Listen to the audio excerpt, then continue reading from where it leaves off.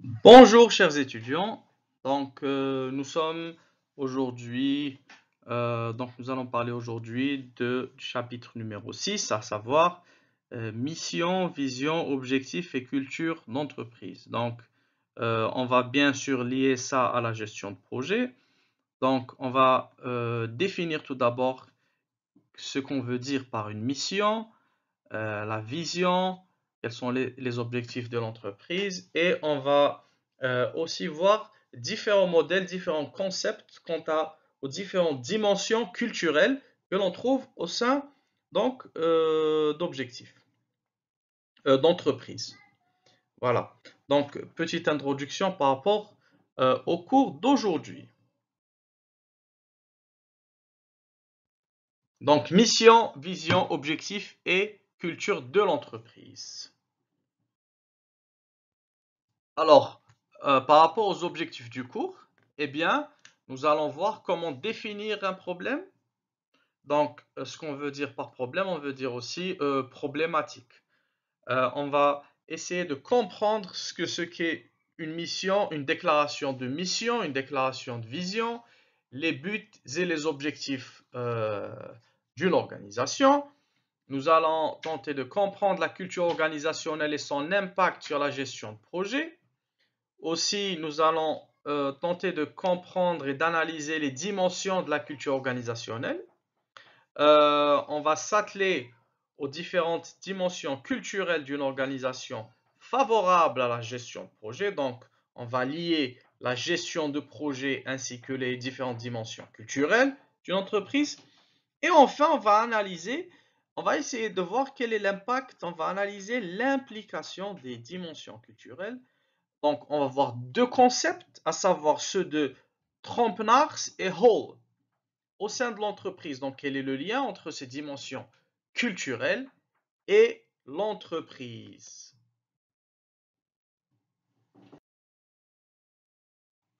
Alors, petite introduction. On connaît l'objectif du module, c'est de découvrir ou de faire découvrir les fondamentaux de la gestion de projet à travers une approche simple, synthétique et pédagogique. Donc, ce chapitre va être lié à la structure organisationnelle. Nous verrons les termes mission, vision, objectif, ainsi que leur implication au sein de l'entreprise ou alors de l'organisation. Nous analyserons les dimensions culturelles de Trompe-Nars et Hall comme expliqué auparavant, ainsi que leurs possibles ou différentes implications au sein de l'organisation. Alors, définir le problème. Chaque projet résout un problème quelconque. Par contre, les gens ont tendance à passer outre la définition du problème. Donc, quand on parle de gestion de projet, on parle forcément d'un certain problème ou alors d'une problématique. On sait que, par exemple, que ce soit un produit ou alors un service, eh bien, il est développé dans le but de résoudre une certaine problématique ou alors un certain problème. Par contre, les gens ont tendance à passer outre la définition du problème. Pour résoudre un problème, il va falloir le définir. Donc, passer outre cela est une grave erreur. Alors, la façon dont vous définissez un problème, eh bien, tout simplement détermine la façon dont vous le résoudrez. Il est donc essentiel d'élaborer une définition correcte.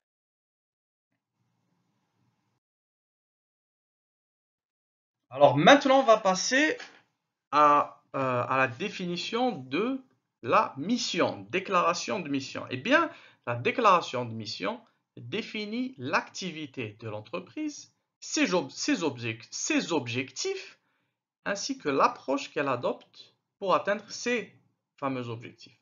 Donc, la déclaration de mission décrit l'objectif d'une organisation et répond aux questions. Quelle est notre activité et quelle est la raison d'être de notre activité? Donc la mission, c'est quoi? C'est une déclaration de l'entreprise à travers lesquelles elle va définir ses objectifs et la méthode, l'approche avec laquelle qu'elle va utiliser pour atteindre ces objectifs-là. Donc, c'est une mission. Donc, on est là, on a un objectif, si vous voulez. On appelle ça une mission. Alors, la mission, elle répond à deux questions. C'est quoi notre activité? Qu'est-ce qu'on fait? On doit communiquer ça donc au public, aux différentes parties prenantes, à nos clients, etc. La deuxième question est quelle est la raison d'être de notre activité? C'est quoi l'histoire derrière? Pourquoi on existe? Etc. Donc, de cette manière-là, donc les différentes parties prenantes, que ce soit les clients, les utilisateurs, les fournisseurs, les investisseurs, le gouvernement, tout le monde va avoir une idée de qui sommes-nous, qu'est-ce qu'on représente, quels sont nos objectifs, quelle est notre histoire, etc. De cette façon aussi, on peut établir un lien, bien sûr, avec les clients et les différentes parties prenantes. Maintenant, c'est à la vision. Qu'est-ce qu'une vision? Comment elle se démarque de la mission? Alors, une déclaration de vision décrit la position future souhaitée de l'entreprise. Elle fournit une orientation stratégique et décrit ce que le propriétaire, the owner en anglais, ou le fondateur souhaite que l'entreprise réalise à l'avenir. Alors, vous voyez bien que la différence est que la vision se projette dans le futur, décrit la position future souhaitée. On n'est pas dans le présent, on est dans le futur. Donc, c'est une vision. Voilà. Orientation stratégique. Alors, maintenant, on va parler des fameux énoncés de mission et on va les comparer aux énoncés de vision. Quelles sont les différences entre ces deux? Alors, les termes déclaration de mission et déclaration de vision sont parfois utilisés de manière interchangeable. Interchangeable veut dire on peut les utiliser, c'est-à-dire qu'on peut vouloir parler de déclaration de mission en utilisant déclaration de vision, etc. Étant donné que ces termes sont similaires. Donc, on dit qu'ils sont parfois utilisés de manière interchangeable. Souligner le mot parfois, pas toujours. Voire combinés. C'est-à-dire qu'on peut combiner les deux en une seule déclaration. Mais ils signifient deux choses très différentes. Ah, donc on va dire que parfois, rarement, on peut les interchanger. Quand on veut parler de mission, on peut parler de vision, etc. On peut parfois aussi les combiner en une seule déclaration pour donner du sens. Par exemple, quand on fait un site web pour parler de l'entreprise, eh bien, on peut jumeler les deux déclarations, mission et vision, pour donner un aperçu global et pour donner une idée un peu plus précise pour les utilisateurs. En un seul paragraphe, ou alors en deux phrases, etc. Mais ils signifient deux choses très différentes. Donc, il est très important de noter que ce sont deux choses différentes. Donc, votre énoncé de mission représente ce que fait votre entreprise à l'heure actuelle, comme on a expliqué, alors que votre énoncé de vision représente ce que vous espérez réaliser à l'avenir, le futur, ce que vous faites à l'heure actuelle par rapport à ce que vous ferez à l'avenir. Donc, les principales différences, c'est que la déclaration de mission, eh bien, elle va communiquer sur ce que fait l'entreprise à l'instant T, à l'heure actuelle, maintenant, aujourd'hui, alors que l'énoncé de vision, eh bien, c'est par rapport à ce que vous voulez réaliser dans le futur, à l'avenir.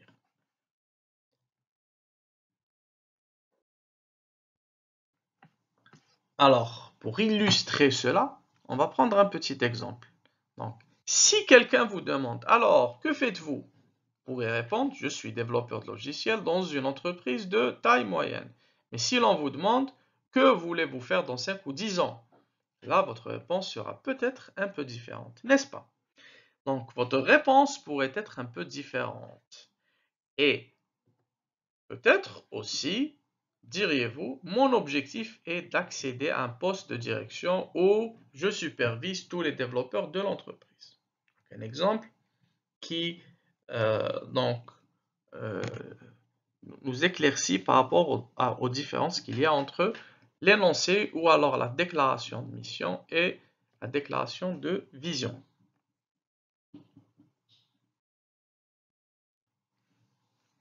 Donc, nous avons aussi dressé une petite liste d'inspiration pour vous aider à démarrer. Donc, ci-dessous, on a quelques déclarations de missions gagnantes d'entreprises bien connues, donc de grandes multinationales. Vous avez Sweet Green. Donc, vous pouvez aller sur Google pour vous renseigner sur l'entreprise. Alors, notre mission est d'inspirer des communautés plus saines en connectant les gens à la vraie nourriture. Ça, c'est la mission, l'énoncé de mission de Sweet Green. Notre mission est d'inspirer les communautés plus saines et connectant les gens à la vraie nourriture. Vous voyez bien que ce n'est pas une vision, ce n'est pas par rapport au futur, mais c'est un objectif. Nike, ou alors Nike si vous préférez, apporter inspiration et innovation à chaque athlète dans le monde. Si vous avez un corps, vous êtes un athlète. LinkedIn, connecter les professionnels du monde entier pour les rendre plus productifs et plus performants. Donc, petit exercice pour vous, chers étudiants. Vous pouvez aller sur les différents sites web d'entreprises de votre choix, d'organisations que vous voulez googler par exemple, et vous allez taper mission, déclaration de mission ou alors de vision. Vous allez donc pouvoir vous renseigner là-dessus et être plus vous familiariser un peu plus par rapport à cela. Donc c'est une partie très très importante de l'entreprise, à savoir de communiquer sur ce qu'est leur énoncé de mission ainsi que l'énoncé de vision. Alors, maintenant on va passer à l'étape de comment rédiger une déclaration de mission. Alors, eh bien, dans sa forme la plus élémentaire, votre déclaration de mission doit contenir certains éléments. La question est, quels sont ces éléments? Eh bien, ces éléments sont ceci. Ce que votre entreprise offre à vos clients.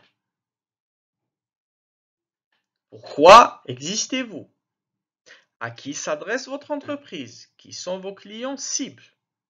Et enfin, pourquoi votre entreprise se démarque-t-elle? Ou alors par quoi? Qu'est-ce qui la différencie par rapport à la concurrence?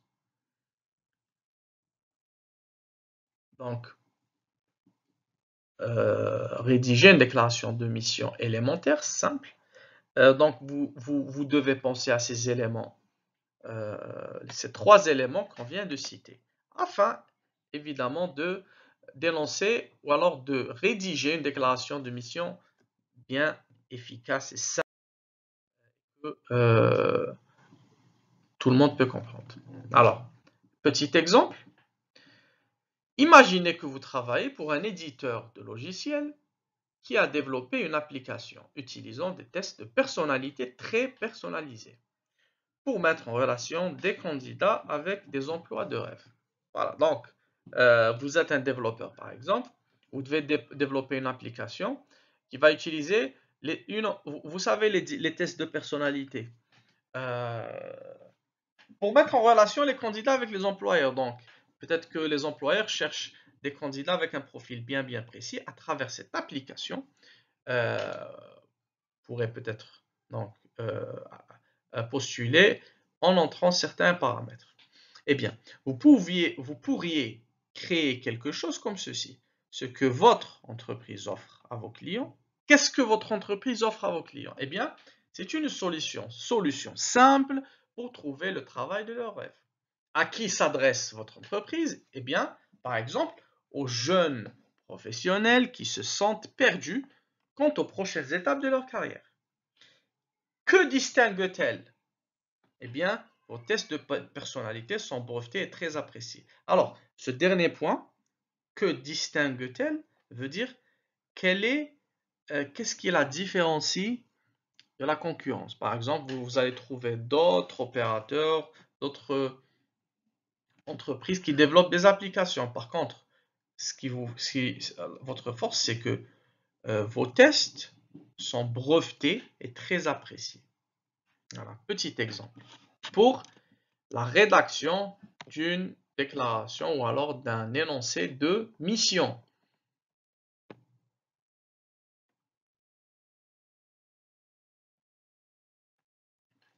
Alors maintenant, chers étudiants, nous allons passer on va voir quelques exemples d'énoncés ou déclaration de vision cette fois. Nous avons vu déclaration de mission, maintenant on va passer à la déclaration de vision. Donc, prévoir l'avenir de votre entreprise et avec une telle bravade fait de la création d'une déclaration de vision une tâche étrange. C'est-à-dire, qu'est-ce qu'on veut dire par là? Eh bien, essayer de prévoir le futur est quelque chose de très très complexe. Bien évidemment, pourquoi? Parce que le niveau, le niveau d'incertitude est très très élevé. On ne sait pas ce qui va se passer. Et du coup, ça peut rendre notre déclaration de vision, pardon, une tâche un peu étrange. Voilà. Mais sérieusement, c'est là tout l'intérêt d'une vision. C'est d'essayer de se projeter. On va voir quelques exemples d'entreprises qui ont pris cette tâche à bras le corps, c'est-à-dire très très au sérieux. Et selon approprié. On connaît tous donc la marque, le fabricant automobile Ford. Alors, sa vision, c'est devenir l'entreprise la plus fiable du monde. Donc, un des plus anciens fabricants de voitures, hein, Ford. Vision, devenir l'entreprise la plus fiable du monde. Vous voyez bien que Ford ici parle de l'avenir, devenir. Voilà. McDonald's, alors en anglais McDonald's, eh bien leur vision, être la meilleure expérience de restauration rapide.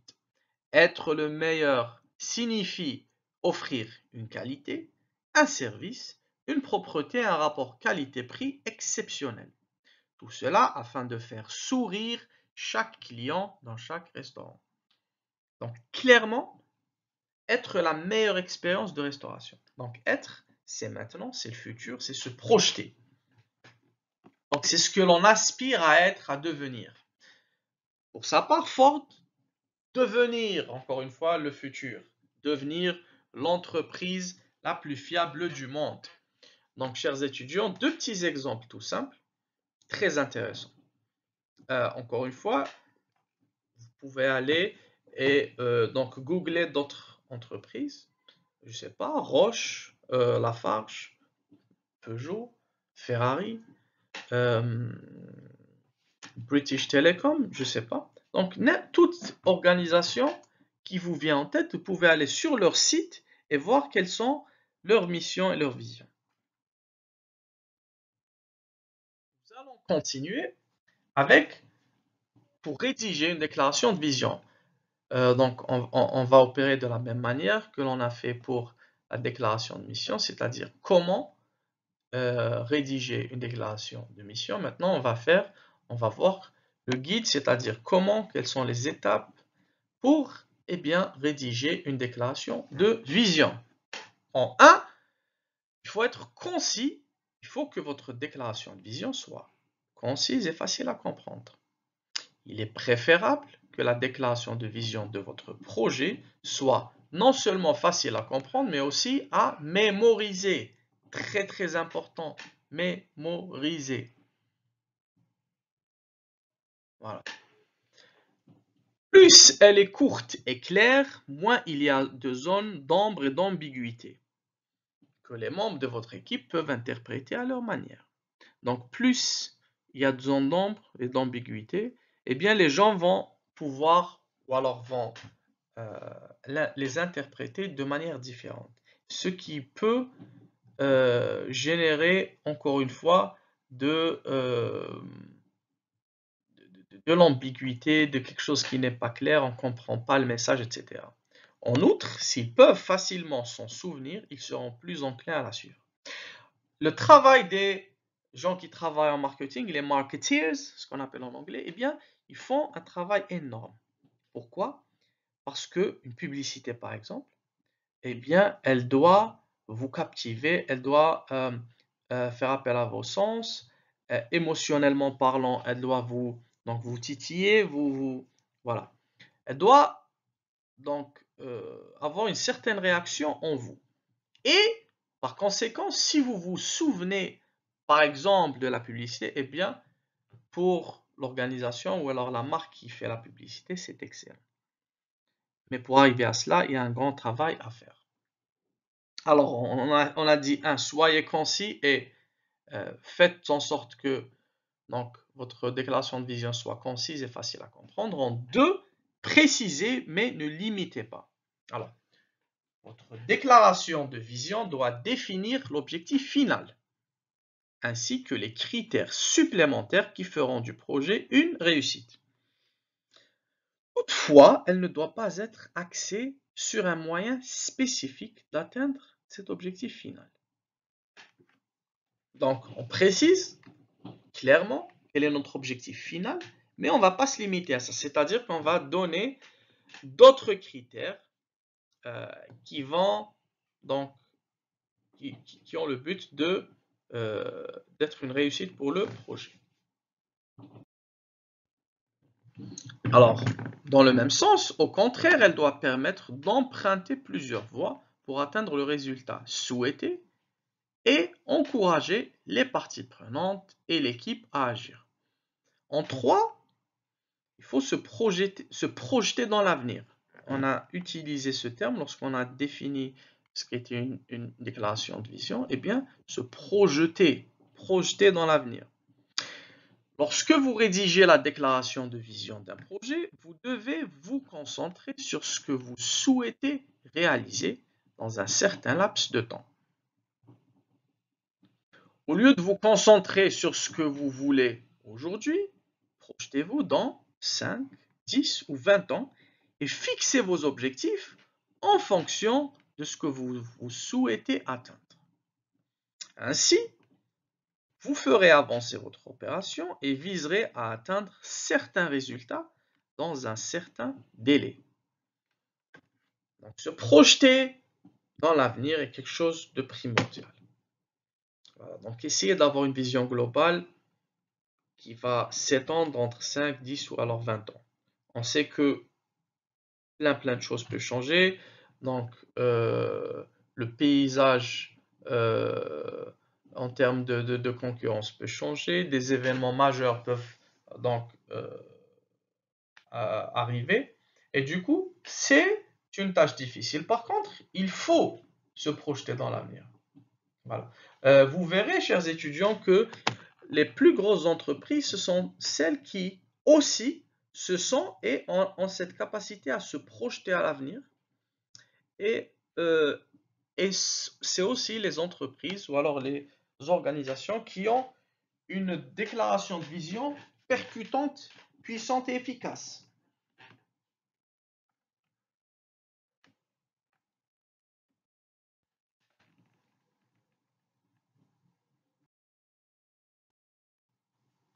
Alors en 4, on continue toujours avec le guide pour la rédaction d'une déclaration de vision. En 4, on va trouver faire en sorte que votre déclaration de vision soit une source d'inspiration ainsi qu'un défi. Donc source d'inspiration et défi. Votre déclaration de vision doit porter sur un objectif que toute l'équipe est enthousiaste à l'idée de réaliser. En même temps, cet objectif doit être un défi à relever à long terme et non dans un avenir proche. On a parlé de 5, 10, 20 ans, pouvoir donc, se projeter dans ces laps de temps-là. Ainsi, votre équipe sera motivée pour travailler dur afin d'obtenir quelque chose qui est possible en cours de route. Vous voyez bien que l'idée ici, c'est d'avoir un objectif à long terme. Par contre, c'est-à-dire que dans le court terme aussi, on a des objectifs qui sont d'obtenir ou alors d'arriver à obtenir quelque chose en cours de route. C'est-à-dire que notre objectif ne s'étale pas. On ne va pas attendre jusqu'à la fin des 5 ans, 10 ans, 20 ans pour voir les fruits de notre travail, mais en cours de route, la première, deuxième, troisième, quatrième année par exemple, on va voir qu'à chaque année par exemple, ou 2 ans, ça dépend, je ne sais pas, eh bien on peut voir, on peut récolter les fruits de notre travail.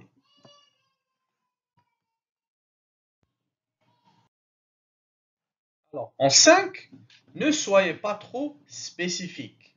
Lorsque vous rédigez votre vision, laissez de la place pour les changements. Il est impossible de savoir ce qui se passera, on l'a déjà expliqué, dans les 5 années à venir.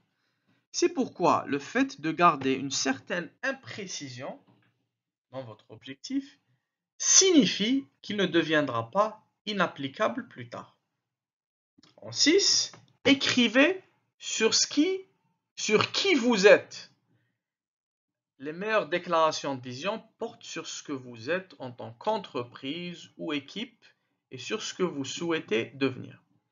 Alors, on peut mentionner ici que donc, pour être un client fidèle à une quelconque organisation, alors marque, eh bien, vous allez voir que la plupart du temps, il y a un élément de... c'est-à-dire que le client va avoir des points, alors penser qu'il a ou elle a des points communs avec l'entreprise. D'un point de vue culture, d'un point de vue valeur, d'un point de vue image, d'un point de vue... ça peut être visuel aussi. Donc, les personnes, les clients vont d'une certaine manière s'identifier à la marque et au produit. Et tout le défi est là. Donc, lorsqu'on dit que les meilleures déclarations de vision portent sur ce que vous êtes, ce que vous représentez, quelles sont vos valeurs, par exemple, eh bien, si vous vous alignez avec ça, si vous voyez que vous avez des points communs, eh bien, c'est un excellent point pour l'entreprise parce que elle va avoir des clients qui vont probablement lui être fidèles. Alors, on va voir certains exemples, chers étudiants. On va voir donc la société ou alors l'entreprise, le fabricant automobile. Alors, j'aime beaucoup les voitures, je l'avoue. Donc, la fameuse marque britannique de prestige Aston Martin. Donc, Aston Martin. Quelle est leur mission? Eh bien, croissance prévisible et marge élevée. Voilà. On va voir maintenant leur vision. Déclaration de vision de Aston Martin. Alors, Aston Martin's, donc la vision d'Aston Martin is to be the world's most desirable ultra luxury British brand. Donc, c'est d'être la marque de voiture la plus désirable, la plus luxueuse, en créant, en développant en même temps des voitures de haute performance, des voitures sportives. Donc, fondée en 1913 by Lionel Martin et Robert Bamford, donc Aston Martin est connu pour être une marque iconique en termes de style, luxe, raffinement et performance. Chers étudiants, on va passer maintenant aux buts et objectifs d'un projet. On a déjà parlé de cela durant notre séance de la dernière fois. On va faire un petit rappel. Donc, les projets sont planifiés et mis en œuvre en fonction des buts et des objectifs fixés par les propriétaires du projet. Donc, les buts et les objectifs doivent être clairement définis et établis dès le départ. Donc, clarté, il faut que ça soit clair dès le début. Les buts sont les résultats du projet, tandis que les objectifs sont les activités qui aboutiront aux résultats souhaités. En d'autres termes, on peut prendre le but, on va dire que c'est le grand objectif. On peut le décortiquer en sous-objectifs. Vous avez le grand but, les sous, on va dire que on va prendre le grand but et le disséquer par points. Eh bien, ces points seront les objectifs qu'on a caractérisés ici et on a dit que c'est les activités qui aboutiront au résultat final. Donc, pour atteindre notre but, il faut compléter ou alors atteindre aussi nos objectifs. Donc cette petite image bien sympathique ici eh bien, est assez donc, caractéristique de cela. Vous allez voir que la cible qui est en rouge et blanc, c'est le but. et les flèches peuvent être des objectifs. Donc, plusieurs objectifs pour atteindre un seul et même but. Toujours efficace d'avoir des petites visuels comme ça.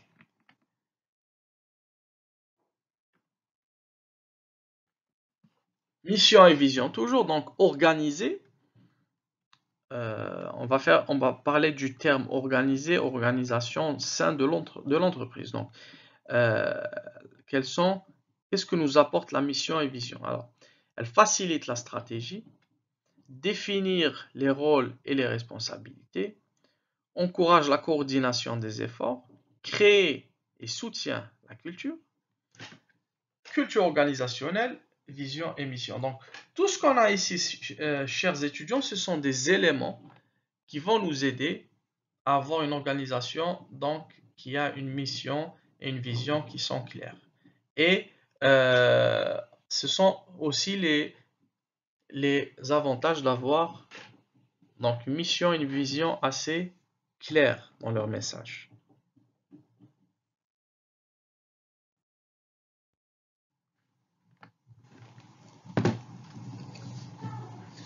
Excellent. Maintenant, chers étudiants, nous allons parler de ce qui n'a pas fonctionné.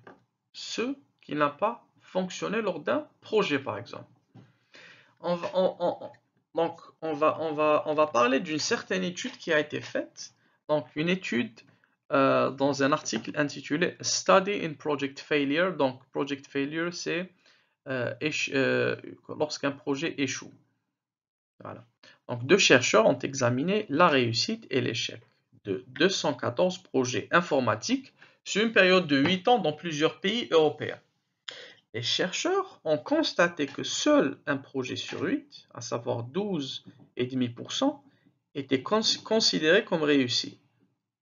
Considéré comme réussi en termes de quoi? En termes de respect des objectifs, de portée, de délai et de coût. Selon les auteurs, la culture de nombreuses organisations est souvent à blâmer. Entre autres, les gens ne discutent souvent pas des questions importantes relatives au leadership, aux parties prenantes et à la gestion des risques.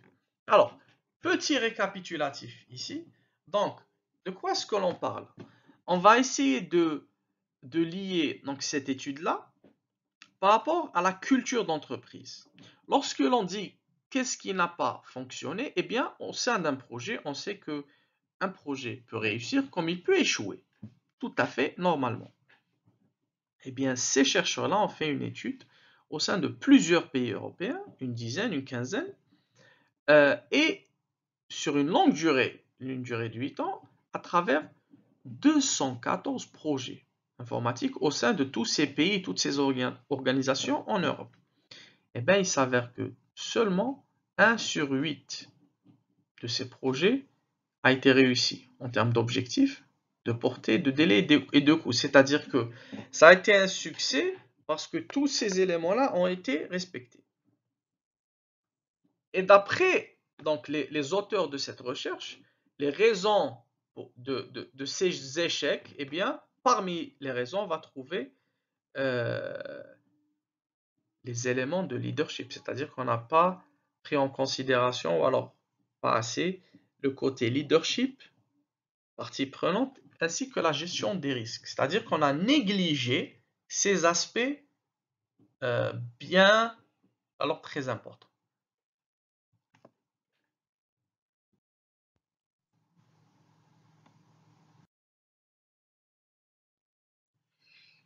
Alors, on va parler de culture organisationnelle, les règles de comportement non écrites, ou ce qu'on appelle aussi normes utilisées pour façonner et guider le comportement, sont partagées par un sous-ensemble de membres de l'organisation et sont enseignées à tous les nouveaux membres de l'entreprise. Les facteurs clés qui influencent le développement de la culture sont la technologie, l'environnement, la situation géographique, le système de récompense, règles et procédures, ainsi que les membres clés de l'organisation. Alors, on va essayer d'expliquer ça. Donc, on a dit que les règles de comportement non écrites, quelles sont ces règles non écrites? Eh bien, on va parler de coutumes, de normes, de culture. C'est quoi la culture? Eh bien, c'est toutes ces valeurs, toutes ces normes, donc c'est un patrimoine en fait. Dans certains pays, ou alors dans tous les pays, on a des coutumes bien claires. Par exemple, aller à la mosquée le vendredi dans les pays musulmans, c'est quelque chose de tout à fait normal. Vous verrez que si vous allez, si un Japonais vous invite chez lui pour un dîner par exemple, eh bien, vous devez vous déchausser automatiquement. Ce sont là de simples exemples. La poignée de main par exemple. Est-ce que on est censé, par exemple, être vraiment à l'heure ou être un peu en avance quand on a un meeting? Quelles sont les différences culturelles par rapport à cela? Eh bien, ces normes qu'on appelle non écrites, qui peuvent guider le comportement, sont partagées par un sous-ensemble de membres de l'organisation. Voilà. C'est pas quelque chose qui est écrit dans la Constitution ou dans le code de l'organisation, par exemple. Par contre, il est très important de s'adapter, de les connaître et par conséquent de se comporter en adéquation avec ces modes. Voilà. Encore une fois, ces facteurs qui influencent le développement de la culture, comme on a dit, la technologie, forcément. L'environnement, on veut dire donc la langue, la culture, la religion peut-être. Donc tout ce qu'il y a autour, les différents genres, les tranches d'âge, etc. Situation géographique, dans quelle partie du monde sommes-nous? Forcément. Système de récompense, les règles et procédures, ça c'est tout ce qui est écrit par contre. Et les membres clés de l'organisation. On va trouver que ce sont les membres clés de l'organisation qui dictent, entre guillemets, la culture de l'entreprise. Et vous verrez que, donc à travers votre expérience professionnelle, je vous le souhaite, vous verrez que la culture, c'est-à-dire que comment on fait les choses dans une entreprise, ce n'est pas forcément dicté par le manager, donc le CEO, etc. Ça peut être parfois des gens qui sont très en bas de l'échelle, eh bien, mais qui sont très influents. On va parler d'influence. Voilà. Pour culture organisationnelle, les organisations ont des personnalités que l'on appelle culture. Donc, très bonne explication ici. Quelle est une culture au sein d'une organisation? Eh bien, vous pouvez faire un parallèle avec une personne qui a une personnalité. Une entreprise n'a pas de personnalité, mais elle a une culture. Donc, cette culture est l'une des 3 questions contextuelles les plus importantes pour la gestion de projet. Cette question aide à créer le concept de culture organisationnelle, ses racines, ainsi que ses implications pour une gestion de projet efficace. Donc, chers étudiants, ne perdons pas de vue notre sujet de base, qui est la gestion de projet.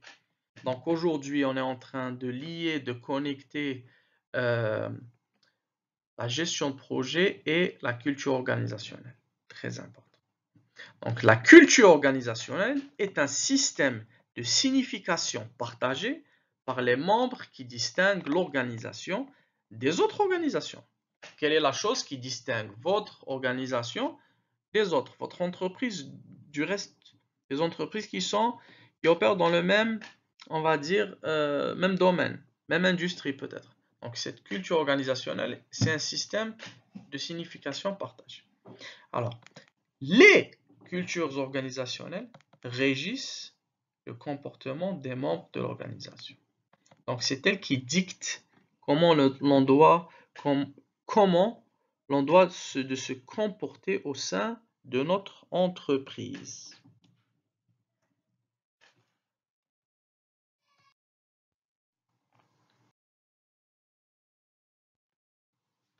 Alors, comment s'établit la culture d'une organisation?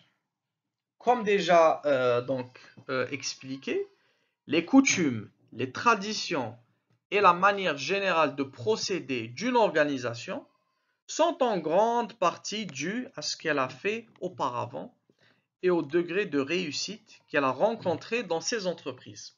Alors, très simple, on peut faire le parallèle avec nous, les êtres humains.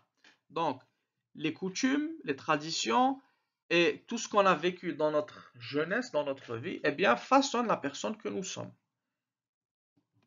De la même manière, une entreprise a des coutumes, des traditions, à travers les gens qui travaillent à son sein, voilà.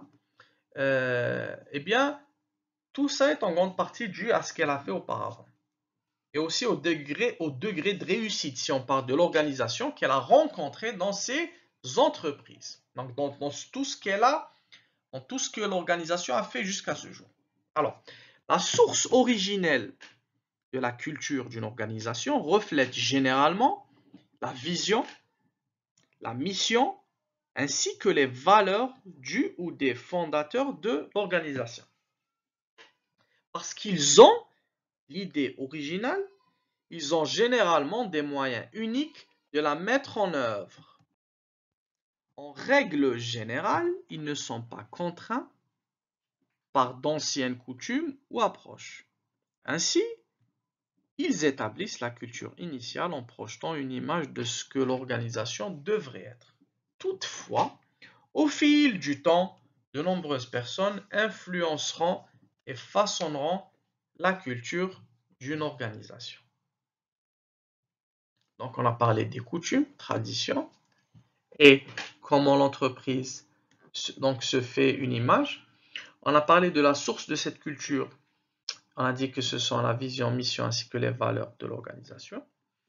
On a dit qu'en règle générale, ils ne sont pas contraints par d'anciennes coutumes ou d'approches.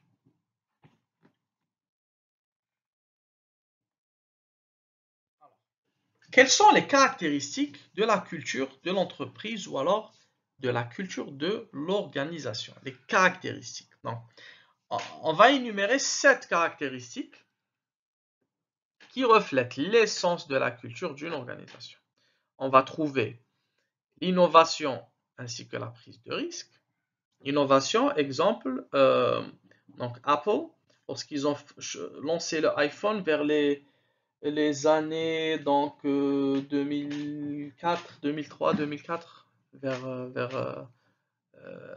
voilà. Eh bien, ils ont innové, ils ont pris des risques. Autre caractéristique de la culture d'entreprise, souci du détail. Donc, on va aller dans le détail afin de proposer un produit, alors un service d'excellente qualité. Souci du détail. Orientation vers les résultats. N'oublions pas que l'on a un but et on va l'atteindre à travers atteindre ou alors arriver à nos objectifs. Orientation vers les personnes, bien sûr, l'aspect culturel, l'aspect personnel, performance, valeur, bien-être, etc. Orientation vers l'équipe. Donc là, projet, équipe projet, comment on va atteindre nos objectifs, comment on va travailler en équipe, qui va faire quoi, etc. Agressivité. Alors l'agressivité, c'est dans un bon sens. Être agressif, être compétitif, être toujours à l'affût, ainsi de suite. Stabilité. Aussi, afin de se projeter dans l'avenir, eh bien, il faut une certaine stabilité. Donc, voici les 7 caractéristiques les plus importantes qui, eh bien, reflètent l'essence de la culture d'une organisation.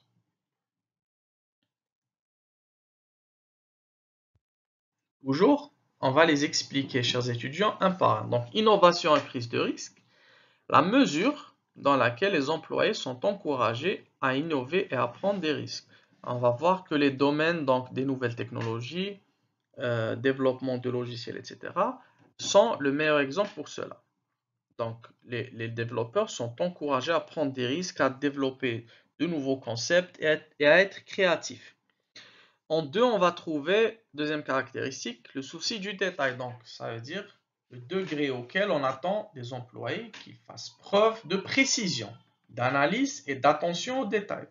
Donc, très bon exemple aussi, les développeurs, tout ce qui est IT, etc., ça dépend aussi d'analyse et d'être très très attentif par rapport au développeur, encore une fois. En 3, on va trouver orientation vers les résultats. Donc, la mesure dans laquelle les gestionnaires se concentrent sur les résultats plutôt que sur les techniques et les processus utilisés pour atteindre ces résultats. Donc là, c'est différent puisqu'on parle de la perspective du point de vue donc des gestionnaires, de ceux qui gèrent l'entreprise. Eh bien, ils attendent en fin de compte des objectifs qu'ils soient atteints. En 4, quatrième caractéristique, on va trouver l'orientation vers les personnes. Alors, c'est la mesure dans laquelle les décisions de gestion prennent en considération l'effet des décisions sur les personnes au sein de l'organisation. N'oublions pas que donc, une personne est quelqu'un qui a des sentiments, qui a, qui a des émotions, etc. Donc, on va prendre en considération cela, ainsi que le bien-être des personnes. Avant d'être des employés au sein d'une entreprise, ce sont des personnes. 5, on va trouver l'orientation vers l'équipe. Alors, c'est la mesure dans laquelle les activités de travail sont organisées autour d'équipes plutôt que d'individus.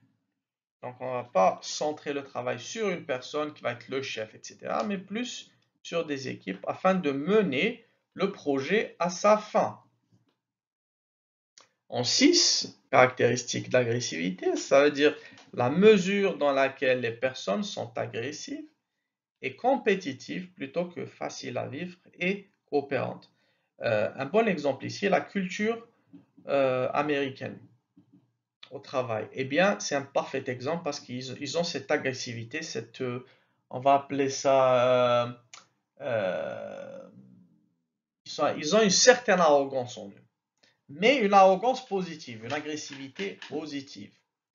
Ils sont pas dociles et faciles à vivre, mais c'est aussi un stéréotype. C'est pas partout le cas, mais ils ont en tout cas, c'est une caractéristique propre à eux. En cette caractéristique de stabilité, la mesure dans laquelle, qu'est-ce qu'on veut dire par stabilité? Eh bien, c'est la mesure dans laquelle les activités organisationnelles mettent l'accent, se concentrent sur le maintien du statu quo, par opposition à la croissance ou au changement. Voilà. Donc, stabilité, quelque chose de très important. Donc, on vient de boucler donc, les caractéristiques de la culture. On va maintenant parler des différentes fonctions et responsabilités de la culture organisationnelle. Alors, les fonctions de la culture organisationnelle, on va essayer d'expliquer cela à travers ces différents avantages et les inconvénients, les obstacles. Alors, accroître l'engagement organisationnel et la cohérence du comportement des employés, aider les employés en réduisant l'ambiguïté. Donc, on a dit accroître l'engagement organisationnel et la cohérence du comportement des employés, et aussi les aider en réduisant l'ambiguïté. Maintenant, il existe 4 fonctions de base de la culture qui permettent d'obtenir ces avantages. Donc, ce que l'on vient de citer, chers étudiants, à savoir accroître l'engagement organisationnel et la cohérence du comportement des employés qui mène à, et aussi aider les employés en réduisant l'ambiguïté, ce sont des avantages de la culture organisationnelle. Maintenant, ces avantages ont 4 fonctions de base. D'accord? Alors, premièrement, la culture organisationnelle rassemble tous les employés autour d'une plateforme commune. La culture organisationnelle détermine la manière dont les employés interagissent sur le lieu de travail. La culture organisationnelle, eh bien, va bénéficier à la création d'un sentiment d'identité. Tout le monde s'identifie à l'entreprise, au projet, et du coup, tous les employés les gens qui travaillent sur le projet, donc l'équipe de projet, va se donner à fond. Pourquoi? Parce qu'ils s'identifient. Il y a un fort lien entre eux et l'entreprise. La structure organisationnelle aussi, la culture organisationnelle, pardon, représente les politiques prédéfinies qui, elles, guident les employés et leur donnent une orientation sur le lieu de travail. Voilà. Donc, on a parlé des avantages et on a parlé des 4 fonctions de base qui permettent d'obtenir ces avantages-là. Maintenant, puisque l'on a parlé d'avantages, on va forcément essayer de trouver des inconvénients, alors des obstacles à la culture organisationnelle. Donc, la culture comme obstacle, on va appeler ça comme cela. Eh bien, étant donné que la culture est difficile à changer à court terme et qu'elle définit un comportement approprié, elle peut créer forcément des obstacles au sein de l'organisation. Alors, exemple d'obstacle. Obstacle au changement. Exemple, nouvelle technologie. Donc, on doit shifter, on doit changer, on doit utiliser un nouveau système, nouveau logiciel, etc. On dit en français, les habitudes ont la vie dure. C'est-à-dire, pour changer les habitudes d'une personne, eh bien, c'est très difficile parce qu'on a peur du changement. C'est un sentiment inné qui est normal. Donc, obstacle au changement. Pas que la technologie, mais changement de hiérarchie, changement de vision, changement de staff, peut-être aussi. Obstacle à la diversité. Donc, de nouvelles personnes, de nouvelles façons de faire, de nouvelles valeurs peut-être. Obstacle aux acquisitions et aux fusions. Alors, à travers, dans le monde du business, on voit beaucoup d'acquisitions, c'est-à-dire que d'entreprises qui fusionnent avec d'autres, ou alors qui acquièrent d'autres entreprises. Fusion, on va parler du groupe PSA, par exemple, Peugeot Citroën, qui ont fusionné pour créer un seul groupe. Acquisition, on va parler par exemple on va parler de Volkswagen qui a donc acquis Seat dans les années 90.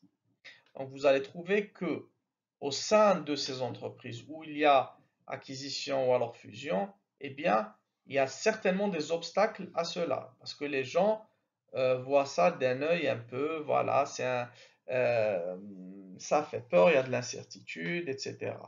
Donc les employés ou les équipes de projet vont penser que tout va être chamboulé, on avait nos habitudes, nos façons de faire, qu'est-ce qui va se passer maintenant? Donc, totale incertitude. La culture organisationnelle et la gestion de projet, donc le lien entre les deux. On peut dire que la culture peut affecter la gestion de projet d'au moins, on dit au moins, donc au minimum de 4 façons. Alors, la première des façons, c'est l'interaction entre les services. La deuxième, c'est l'engagement des employés envers les objectifs. En 3, la planification du projet. Et en 4, l'évaluation des performances. Ce que l'on explique ici, c'est que la culture, peu importe quelle culture est utilisée au sein d'une entreprise, eh bien, elle peut avoir des effets positifs ou négatifs sur la gestion de projet. De ces 4 manières, des 4 manières qu'on vient de citer. Alors, on va aussi dire qu'une culture peut influencer fortement la manière dont les services d'une organisation envisagent le processus de gestion de projet. La culture aussi influence également la manière dont les employés s'engagent à atteindre les objectifs de leur projet, plutôt que d'autres objectifs potentiellement concurrents. À travers donc, les symboles d'histoire et d'autres signes, les entreprises signalent, communiquent leur engagement en faveur de la gestion de projet.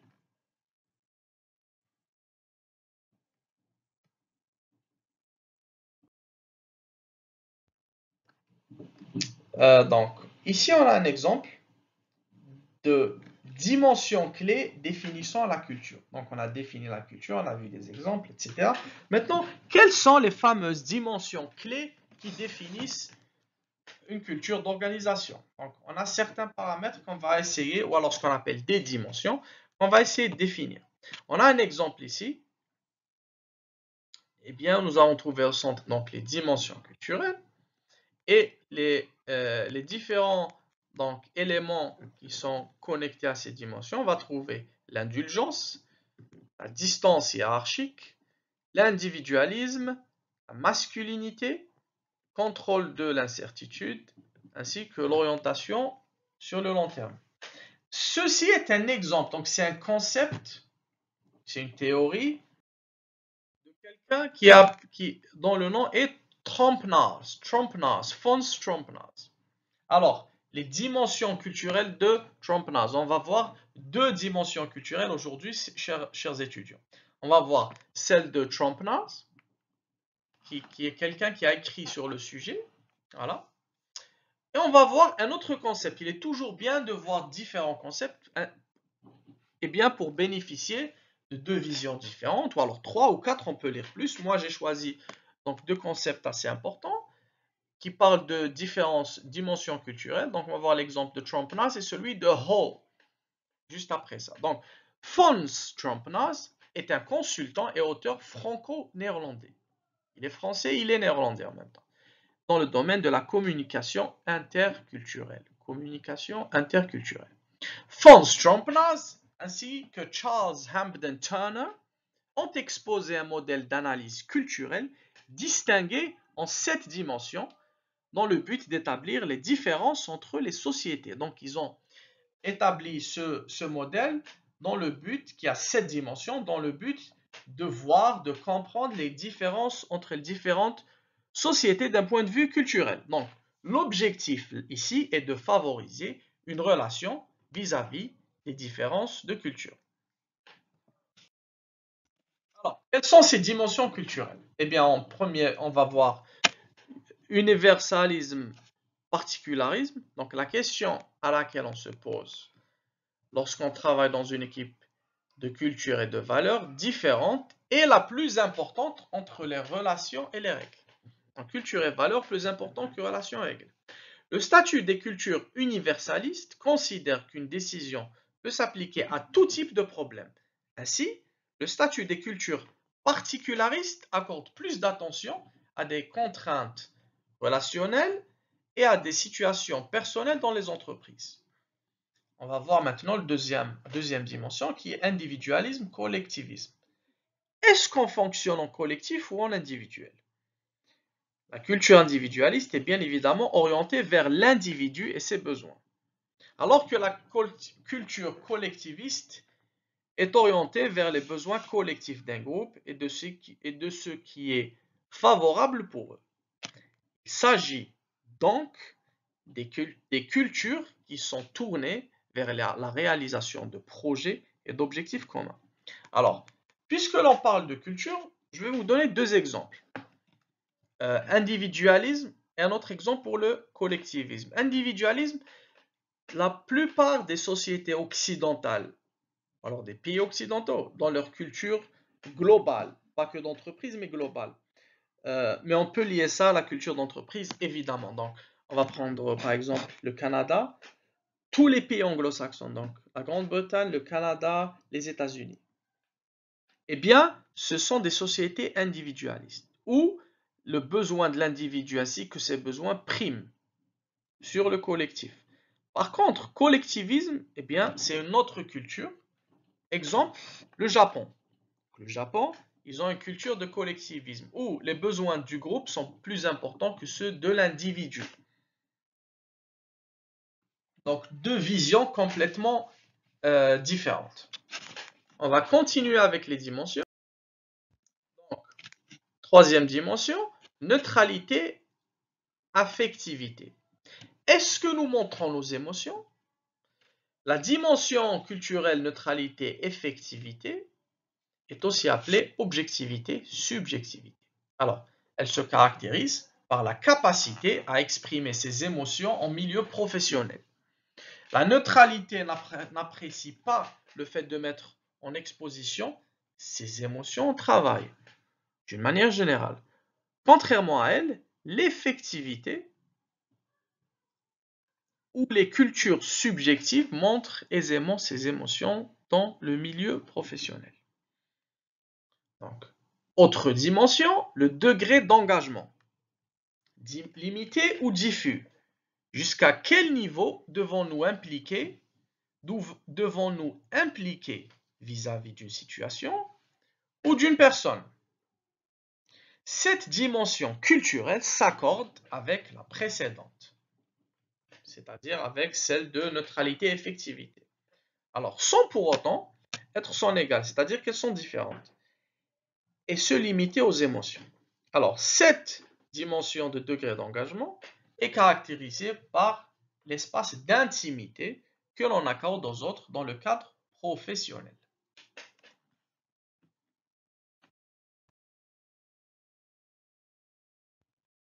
Autre dimension, le statut attribué et le statut acquis. Devons-nous faire nos preuves pour acquérir un statut ou nous est-il attribué par les autres? Alors, cette dimension prend en considération une analyse de la position sociale, le statut attribué est en liaison avec l'individu en fonction de son niveau d'études, de sa profession ou de son âge. Mais les cultures qui se tournent vers le statut acquis mettent en valeur les réalisations et les actions de chaque personne. Vous voyez bien les différences. Autre dimension, orientation temporelle. Faisons-nous une seule chose à la fois ou plusieurs en même temps? Connu aussi sous le nom temps séquentiel, temps synchrone, cette dimension culturelle définit le rapport au temps dans chaque culture. Les travaux sont exécutés les uns après les autres pour les cultures séquentielles. Alors, séquentiel, ça nous fait rappeler donc waterfall, n'est-ce pas, chers étudiants? Alors, mais pour le cas des cultures synchroniques, le management des tâches, alors la gestion des tâches se fait en même temps. Deux différences très claires. Alors, chers étudiants, on va passer aux dimensions à la prochaine dimension culturelle, qui est celle de orientation interne ainsi qu'orientation externe. Donc, contrôlons-nous notre environnement ou devons-nous le subir? Alors, les cultures à l'orientation interne considèrent qu'elles sont capables d'exercer une action sur la nature, en le contrôlant à sa manière. Au contraire, les cultures à orientation externe se laissent aller avec la nature. D'autres théories des dimensions culturelles sont développées dans le cadre de la communication interculturelle par exemple, Geert Hofstede et Minkoff. Alors, Hofstede, un nom très influent, si on parle donc de culture, dimension culturelle au sein d'organisations. Alors, passons maintenant aux dimensions culturelles à travers donc la définition de Hall, qui est un autre auteur. On a vu Trompenas, maintenant on va voir Hall. Alors, selon l'analyse d'Edward T. Hall, l'univers de chaque société répond à une dynamique et gestion interne qui lui est spécifique. Il le précise notamment en ce qui concerne la référence au contexte, la perception du temps et de l'espace, deux facteurs.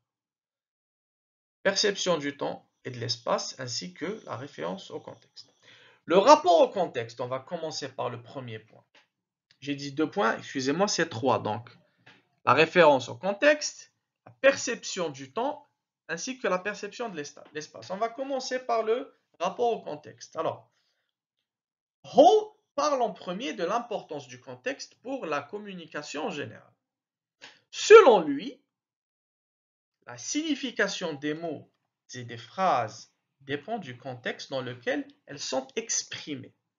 Plus les individus communiquent et échangent des informations, plus le contexte interculturel sera fort.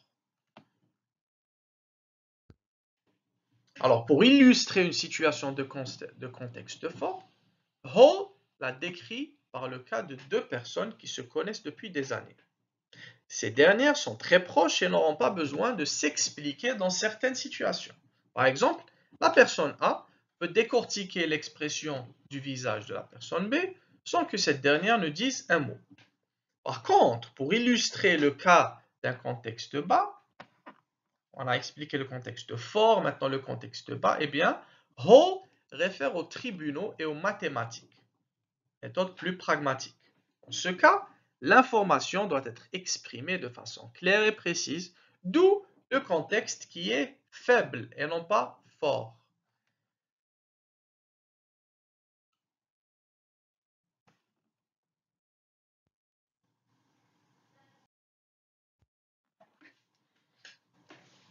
Alors, deuxième dimension d'après Hall, le rapport au temps. En ce qui concerne la perception du temps, eh bien, il existe deux manières de l'utiliser selon l'analyse de Hall. Dans cette circonstance, d'autres le répartissent, tandis que d'autres le découpent selon leur perception et compréhension. Alors, les personnes qui répartissent le temps ne peuvent faire qu'une seule chose à la fois, alors que les autres qui le découpent sont capables de faire plusieurs choses en même temps. Troisième dimension d'après Hall, eh bien, c'est le rapport à l'espace.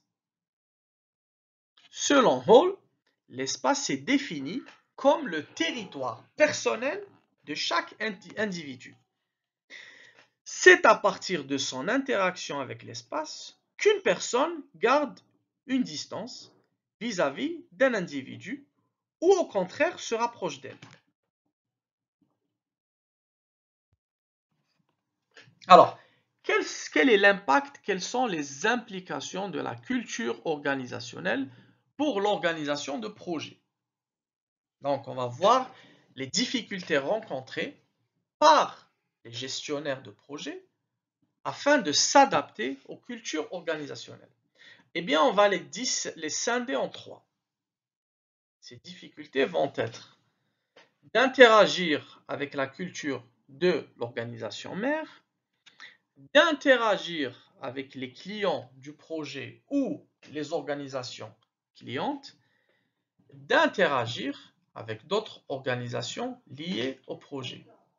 Donc, on voit bien qu'il y a certaines implications, forcément des implications de la culture organisationnelle pour gérer des projets au sein de l'entreprise. Donc, interaction avec la culture de l'organisation mère. Ici, on peut avoir certaines difficultés liées à la langue, par exemple. Donc, si l'organisation mère est située aux États-Unis, si vous travaillez dans le Moyen-Orient, ou on va dire au Moyen-Orient, eh bien, la barrière de la langue peut être un souci. Deuxième donc, difficulté, on va essayer de donner un exemple, donc interagir avec les clients du projet ou les organisations clientes. Donc, interagir, interaction, échange, etc., travailler ensemble, collaborer, coopérer. Eh bien, là aussi, on peut rencontrer des difficultés du fait de différences culturelles, de différences de faire les choses, différences organisationnelles, géographiques, technologiques, etc. Troisième difficulté, la difficulté. On parle de difficulté par les gestionnaires de projets pour s'adapter. Culture organisationnelle. Eh bien, d'interagir avec d'autres organisations liées au projet. Ça peut être aussi donc une problématique ou alors une implication, un impact de la culture organisationnelle. Donc, on voit bien que le mot-clé ici, c'est de s'adapter au changement, l'adaptation d'un point de vue culturel. Chacun est différent, chaque organisation est différente, avec peut-être des valeurs différentes, une image différente, des acquis différents, etc. Donc, d'une manière, on peut dire que la culture est quelque chose de subjectif. D'une autre manière, en utilisant certains modèles qui sont définis, qui ont des principes, par exemple, on va prendre donc le modèle ou alors le concept de Hofstede, celui de Hall, Tromp-Nars, on va voir à travers leurs principes et leurs caractéristiques qu'on peut rendre le terme culture objectif, ainsi l'aligner ou le connecter ou essayer de tirer profit, essayer de rendre l'aspect culturel organisationnel positif et de cette manière le répercuter d'une manière positive sur l'entreprise. Alors, en conclusion, rappelez-vous que la meilleure culture fait en sorte que tous les employés se sentent en sécurité et les bienvenus, jamais exclus ou mal à l'aise. En se concentrant uniquement sur l'adéquation à la culture, il est difficile d'embaucher et d'accueillir des employés différents de la culture dominante, même s'ils constituent un atout et un contrepoids important pour votre entreprise.